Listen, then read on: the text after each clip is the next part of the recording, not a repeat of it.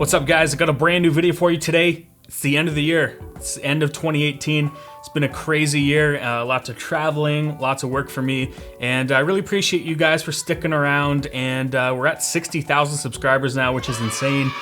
But as you saw in the title of this video, we're gonna talk about the camera of the year, and that is the A7 III in my opinion. There was a lot of cameras that came out this year from a lot of different manufacturers. Canon and Nikon finally came out with full-frame mirrorless cameras, so Canon came out with the EOS R, and Nikon came out with the Z6 and the Z7. And Fuji also came out with a couple cameras this year, the X-H1 as well as the X-T3. And this gets an honorable mention. We'll talk about the X-T3 a little bit later, but I mainly want to focus on the A7 III. Now, going back to the start of this year, I was actually really stoked that Fuji was launching the X-H1, which finally brought a camera with IBIS. And the crazy thing is, this little guy basically came out the exact same time. So it kind of got trumped. The A7 III specs were quite a bit better than the X-H1, and probably the most common question I've been asked this year is X-H1 or A7 III. And around that time, I had just bought the X-H1, and then I got the A7 III on loaner from B&H to work on a review. And I was doing a lot of traveling at the time, so we were shooting in LA, we were shooting in Nashville, and there was a lot of stuff going on around that time. So I got to really shoot with both of these cameras side by side. I ended up buying an A7 III, that's how much I liked it. Now, I don't think that this is the best camera by any means. There's a lot of flaws, there's things I don't really like about it. I don't think the screen's that good. I don't think the EVF is that good. I don't even think the ergonomics are that good. But when it comes down to the dynamic range, the image quality, the low light performance, the autofocus capabilities, this camera is definitely the best that I've used. Now, there's a lot of criteria that would make a camera the camera of the year, and the first one I would say is price. All the other cameras in its class, mainly the X-H1, the EOS R, which is a little bit more expensive, and the Nikon Z6, and we could even put in the GH5S because all of those cameras came out this year. I would say this camera walks away with the most all-around capabilities of what it can do for that money. Obviously, the X-T3 here is cheaper, and it even has better specs than this in some ways. But if we're talking about full frame cameras and the camera that I put my money into, it's definitely the A7 III. The next thing I would talk about is trust and reliability, and that's something you maybe don't hear too much about Sony cameras, but if you know about my history with Fuji, I've had a lot of problems with Fuji cameras, and I have worked the crap out of the Sony A7 III this year.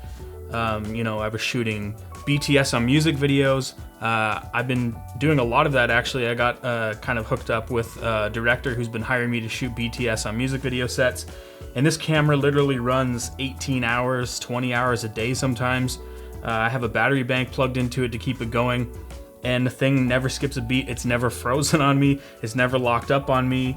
And that's really good. That's something I need. That's why I still have a 5D Mark IV around, because I was having problems with my Fuji cameras, and this has never let me down yet. I shot with this in the desert. We shot video, we shot photos. This camera has not had an issue, and you know, some people have had problems with overheating, and I actually haven't had any issues with it overheating at all. Next, as I mentioned before, it's got amazing dynamic range and image quality. The thing I like most about this camera, you know, I have a 5D Mark IV, and I know its limitations. I know that it doesn't have the best shadow recovery or even the best highlight recovery, but when I'm shooting with this camera, I can pretty much go into any situation and know the camera's gonna knock the shot out and I'm gonna get exactly what I want. The next reason why I would call this the camera of the year for 2018 is the autofocus system. It's got an insane autofocus system in it. It's definitely the best I've used, especially the IAF, which is something I would never normally use. You know, I've never really used it on the Fuji cameras, and because it never really worked that reliably or that well. And when I first started using the eye autofocus on this camera, I was like, this is insane. And especially as a portrait photographer, being able to just turn that eye autofocus on and I don't have to worry about focus recompose. I can just literally frame my shot up no matter where the person is, and it's gonna lock on focus. And that also goes along with video. It's amazing in video autofocus. It's, I would say, actually better than dual pixel autofocus when it comes to low light. A lot of people say that Canon has the best autofocus, but I would say that this is actually better in low light. Now, before you guys start rolling your eyes and saying, Lee, you sound like you're sponsored by Sony, which I'm not. Sony doesn't even know who I am. I just really enjoy this camera a lot. The battery life's amazing on this camera. I get like an hour and a half to 2 hours shooting 4K video, and I can even get up to like 1,300 to 1,400 shots of one battery. And that's getting close to like DSLR. One more thing, I'd also like to mention Colorscience, since that seems to be on everyone's mind. And You know, Colorscience doesn't necessarily matter all the time when you're editing the raw files anyway, but I haven't had a problem getting my images to look the way I want out of this camera.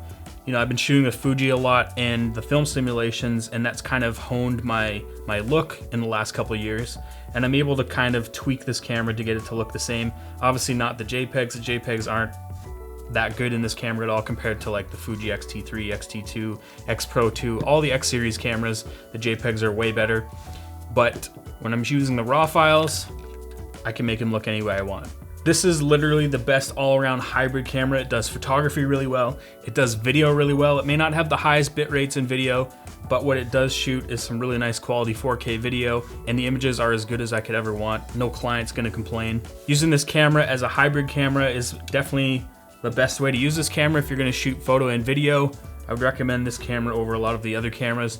Canon's pretty good, toggling back and forth between photos and videos, but I just find that this camera does everything so well. And one of the features I really love is the Super 35 punch-in mode. I got a program button on the back here, so when you're shooting with full frame lenses, you can punch into Super 35 and you kind of get like 2 lenses in one, which is really nice to have. Now that said, I would say the X-T3 would be the second best camera of the year, and it's an APS-C camera, so it's not full frame, but what Fuji has put into this camera is insane. Does 4K 60 video at 10-bit, can do 400 megabits per second as well, which is way better than the A7 III. But when it comes to low light performance, the A7 III is a little bit better. But I would say that this is my next best favorite camera that I've shot with this year, and that's trumping the XH1. Like, I really wish the XH1 had the specs that this camera has, and I would have been a little bit more excited about that camera, but I don't have the XH1 anymore, and I've been mainly shooting with the A7 III.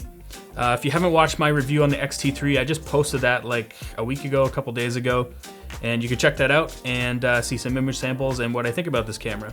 Anyway, that's basically it. I just wanted to blab on and talk about why I like the A7 III and why I think it's camera of the year. Hope you guys have a happy new year, and I'll see you in 2019. And I need to work on coming out with more video content. My life has just been insane the last couple months, and I haven't been able to deliver as much as I'd like to, but I'm gonna work on that. If you're thinking about buying either of these cameras, I'll put links down in the description where you can find those, as well as some lenses and stuff that I shot with this year that I've really been impressed with. And yeah, if you like this video, give it a thumbs up. If you dislike this video, give it a thumbs down twice.